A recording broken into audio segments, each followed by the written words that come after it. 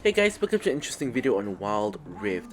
Today we're back with a Kaisa commentary guide. Now, obviously we've just done Kaisa like about a week ago. We did an updated complete guide about her.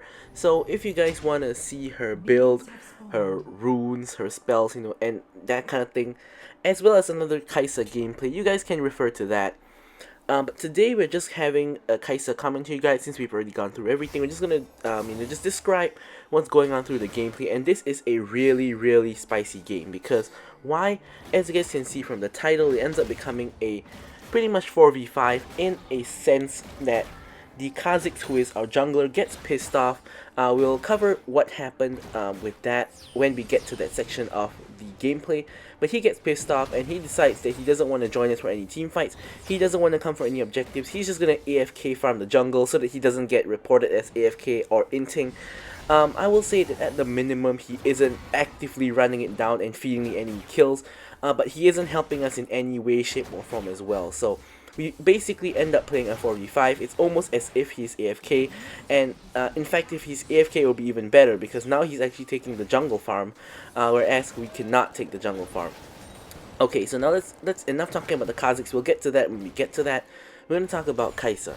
So here we're against a Galio and a Corki, and this is actually not really a very good matchup for Kaisa, and the reason being, Kaisa's laning phase is relatively weak, because she cannot really poke down people very well. If she Qs people, they're normally minions around, they take barely any damage, and she basically has to all in to actually do any meaningful damage.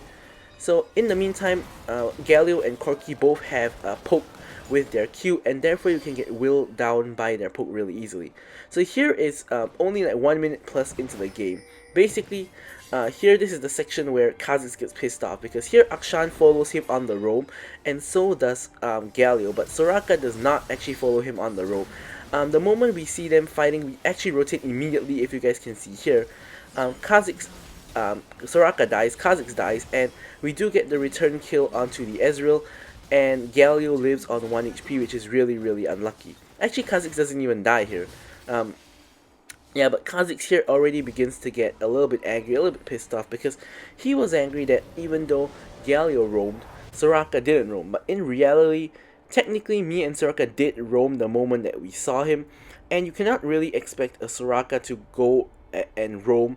I think what Galio was trying to achieve here is either number one, he was roaming to mid to gank the Lux, or number two, he was just trying to follow the Akshan to keep the Akshan safe when Akshan is taking Skull. Both of which are really good things for Galio to do. I guess you could say Soraka could do the same for Kha'Zix to try to keep him safe, but in reality, I think that that's a really unlikely thing for a Soraka to do compared to like a tank engage kind of support like Galio. Anyways, regardless, he starts to get a little bit mad already, and yeah. So back to the lane and back to Kaisa. So here, we take a lot of damage from the Corki and the Galio, as you guys can see. That's why I say her laning phase isn't really a very enjoyable experience. But thankfully for us, we do have the fruit, and we do also have a Soraka with us to heal us back up. This lane is made a lot easier by the fact we have Soraka, because when they poke us down, Soraka can heal us back up. Sustain lanes generally do better into poke lanes, so this is actually a really good lane matchup for us overall, because they can poke us down, but as long as we don't die, Soraka can heal us back up, and we'll be all good. So here Akshan comes in for the gank, Shen comes in with the ultimate, and here I'm trying to actually burst somebody down.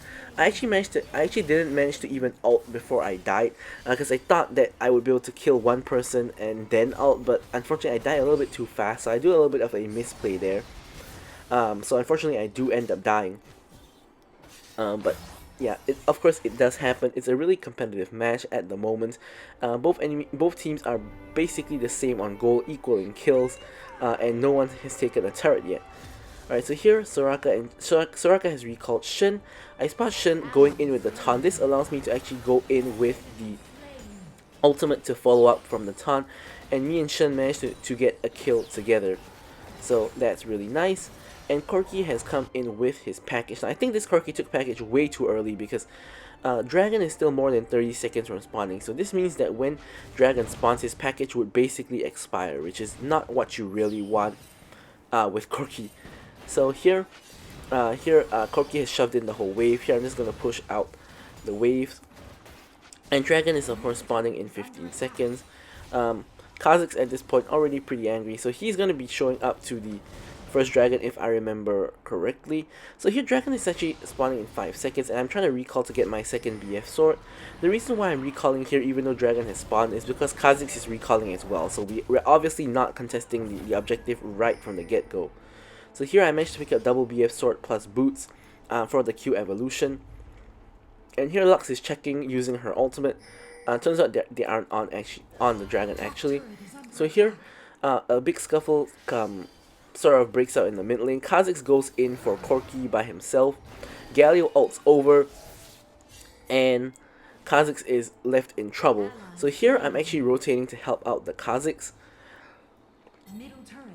And here Galio tries to go in. I body block the Galio E for him, but for some reason Kha'Zix jumps back in instead of running away. So anyways, I ult for the shield, I flash away, but Akshan with that swing manages to catch up and I do die. This also revives the Galio.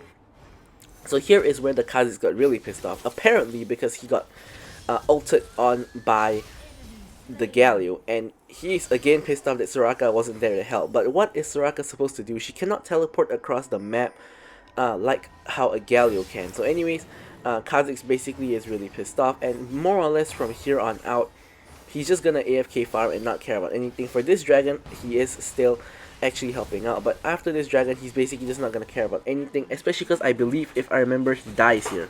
So here he dies. I managed to snipe out the Corki from the back, and I managed to auto attack the dragon for the steal. Now, I have no idea how this happened, but yeah, I somehow managed to actually get dragon. Here, my whole goal was to actually kill Corki and get out.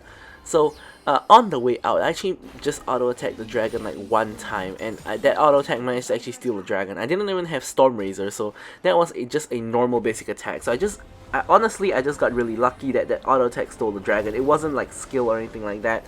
Of course, I did notice the dragon was low, and I did launch an auto attack. That was out of skill, but actually securing the dragon was basically luck. So we do end up picking up that dragon. So anyways, after Kha'Zix's death, here his third death, he's 0 and 3 by the way, he gets really pissed off, and this is where he's basically just gonna AFK from the jungle and basically just not gonna care about anything. Anyways, here I see Corki way overextended, and Corki cannot 1v1 a Kai'Sa, so here we do get the kill on Corki.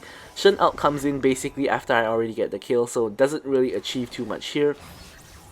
Here just gonna instantly clear the wave, and enemy team picks up the Rift Herald, of course, because Kha'Zix isn't really doing anything about the situation. So anyways, here we're just gonna quickly take down this tower in the meantime. So we do secure first turret, which does mitigate the strength of the Rift Herald just by a little bit, and then from here we can of course recall and pick up some items.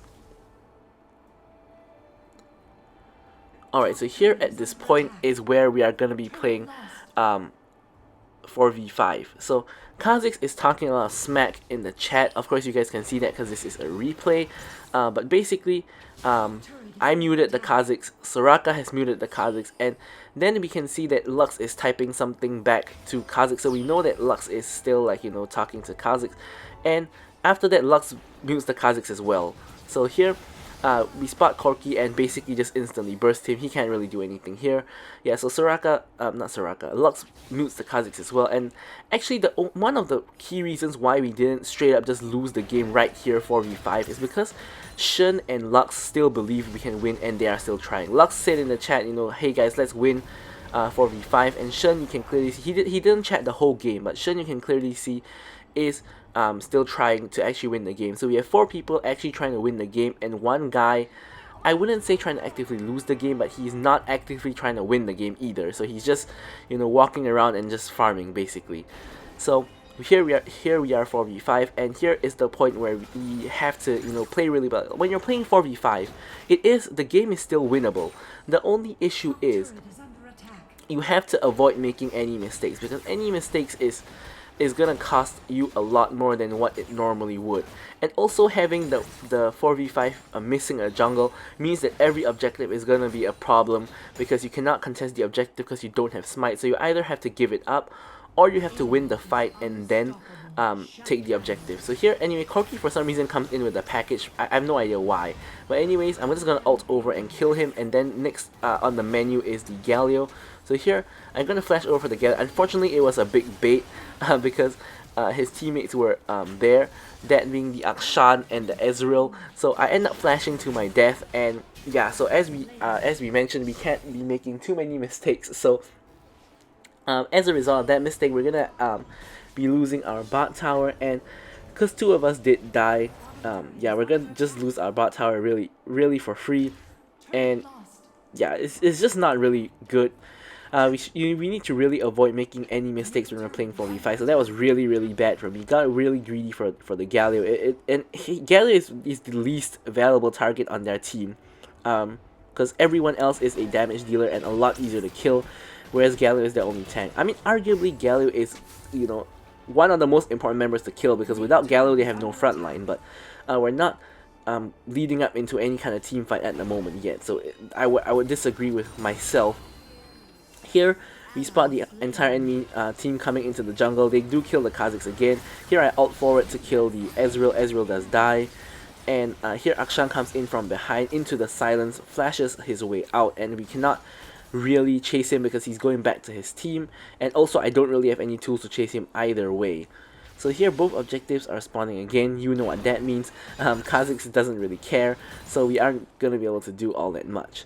So since we know Kha'Zix doesn't really care, we're just gonna take his jungle farm before he can get it. So here I'm just gonna quickly try to burst down the red buff before he can get it. I wouldn't be surprised if he just comes right over here and smites it away. He doesn't actually end up doing really even trying to do that, but it wouldn't really surprise me because he's obviously tilted, and he doesn't really care about the outcome of the game just based on the fact that he's not actively trying to win the game. So here we're just gonna quickly clear the wave. The enemy team does take the dragon, of course, because we cannot really contest. Here we actually managed to catch out the Zed in a very poor position, and Zed has a huge shutdown on him. The issue is I don't have my ultimate. So if I had my ultimate there, the Zed was instantly dead because my W into Lux root ultimate into my ultimate Q, he would have died instantly. However, unfortunately my ultimate was like 2 seconds away from coming off cooldown, and by that time he managed to already escape. So really unlucky there. And of course, as a result, not of that, but as a result of Kha'Zix, you know, more or less being AFK, the enemy team picks up a free Rift Herald as well. Now unfortunately my team for some reason is there trying to, I don't know, cause a fight or try to contest the Herald, whereas we know that we can't really do that. Here I was trying to pick off a lone Corki. If I hit the W, I can ult in and I'll kill the Corki. But I do know that the entire enemy team is coming for me, so I'm quickly gonna retreat to the tower. And yeah, we're just gonna play safe basically. We have to play really defensive because playing 4v5, we cannot really afford to play aggressive unless for some reason we're insanely ahead, which is highly unlikely considering we have only 4 real members of the team. So here I spot Corki a little bit isolated. Here I try to ult in, and unfortunately for me, the unlucky part about that is how the minion wave came up right as I ulted in. So I end up sharing the damage with the minion wave as well. Shen ultimate comes in, which basically caused me not to flash because I was trying to get into a position where he can actually taunt people, which I basically did, but at the cost of my own life. So I think probably should have just flashed out and not been too greedy to get the Shen taunt. But yeah, so again, it doesn't go well. Now, the reason why I'm trying to do this is because the enemy team is incredibly squishy. Like Corki, Akshan, Zed, and Ezreal are all incredibly squishy. And I'm playing Kai'Sa, and Kai'Sa can be played in that assassin style where you play her really aggressively. So that's kind of what I'm trying to do here. I'm trying to assassinate their damage dealers, because if not, they have way too much damage for us to handle. We only have like a Shen for a front line, and the rest of us are all squishy, and they have multiple ADCs, and if we let this game drag on for too long, all the ADCs on their team are going to scale up into the late game, and we're all going to be in trouble, not to mention the fact that Zed is still 5-0, and he can easily pop us anytime as well. So here, again, another small scuffle breaks out in the mid lane. I'm not going to ult in, of course, because I know I can't kill, especially if Galio is there. If Galio isn't there, more often than not, I can at least try to kill them. Whether I do ult in or not is a different story, but with Galio not there, I definitely have a chance to kill them. But with Galio there, he has too much CC for me to really kill anybody before he locks me down. Alright, so here I'm scared to even go into our jungle because they could be waiting at the blue buff or something like that. So I'm here, I'm just staying in the mid lane, being of course really cautious. And I'm almost hit my 3 item power spikes. I'm almost to that point where I'm really strong already. So here I've tried to snipe out the Zed. Unfortunately I miss him by a hair's breadth. And Galio tries to go in. Now here we managed to, Lux hits the blind root onto Galio into the silence. And here I'm just blasting the Galio. I managed to get the kill onto the Galio. Now here we really want to kill Zed. Because we want that shutdown. Lux flashes forward and tries to get the Zed, but here we're going to try to do a bait play. So here we can spot that Lux has already recalled. We see Soraka cancel recall in the bush, and here I'm trying to bait Zed to go in on us because we have Soraka with us. Here Zed does take the bait. He goes in, he gets silenced, he gets exhausted. I ult in and get a full damage Q onto him, and here we're trying to go onto the chase. He uses his ult to go untargetable and almost kills the Soraka. And I do finally get the kill and the shutdown onto him, and here we do also manage to get the kill onto the Corki. So overall it's kind of an unofficial triple kill. We killed Corki, Zed, as well as Galio. So the major part of this is getting the shutdown on the Zed, because getting the shutdown on the Zed allows us to of course complete our Runa's Hurricane, complete our you know, not complete, but get both item components on the Maul Reminder. So this, if you guys can see, gives me 14k gold, and that is more gold than anybody else in the game. Zed's at 12k, Ezreal's at 12k, and Akshan is at 12k as well. Now of course, me being at 14k does help the situation, but you have to see that my team, everybody aside from the Lux is below 10k. Here Galio makes another mistake, runs straight into another Lux binding, and dies again instantly to me. Now Galio is not exactly building tank. He has Rod of Ages and Imperial Mandate. Now Rod of Ages does make him a little bit more tanky, and so does the health on Mandate, but he isn't building, you know, actual tank items like Dead Man's Plate or like Thornmail. So I am doing a lot more damage than usual, than I usually would to a Galio. Here I'm going to quickly pick up the red buff. I have the Maul Reminder completed already, so I am at almost full build at this point. So here I should be really strong.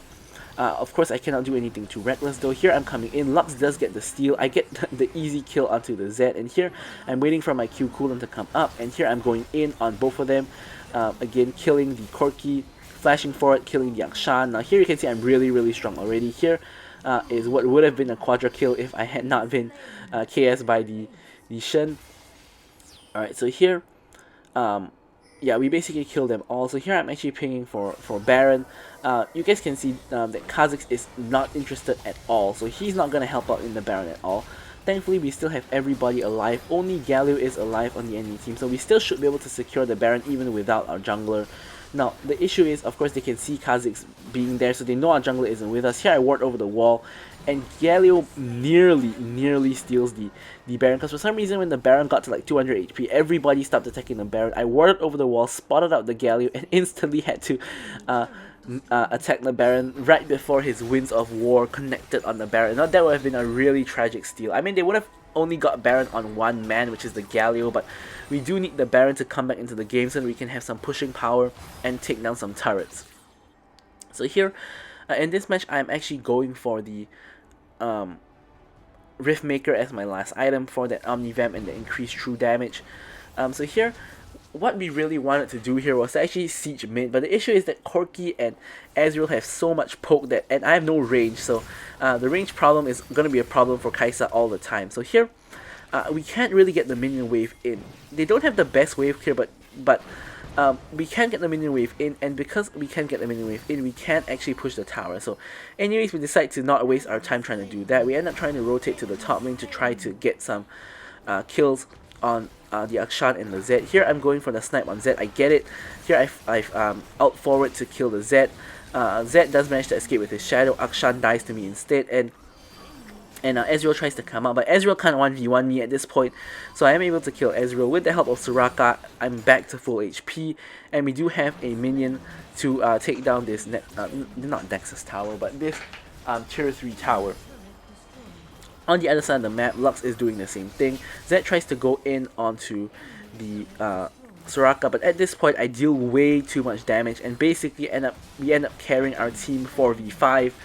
And yeah, this was a really epic game. A game that I'm really proud of. I was not expecting to win this game at all because Kha'Zix basically gave up on the game. But yeah, here we have it. So I'll leave you guys with the stats as usual. So thank you guys so much for watching the video, and goodbye